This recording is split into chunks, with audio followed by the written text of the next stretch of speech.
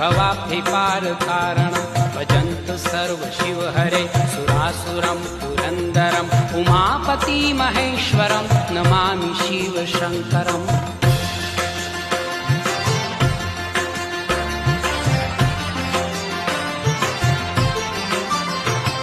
सोमेश्वरा नागेश्वरा श्रीमल्लिकार्जुनेश्वरा महाकालं अमलेश्वरा पुष्पेश्वरा विश्वेश्वरा केदार भीम वैद्यनाथ त्र्यम्बकं रामेश्वरम् उमापति महेश्वरं नमामि शिव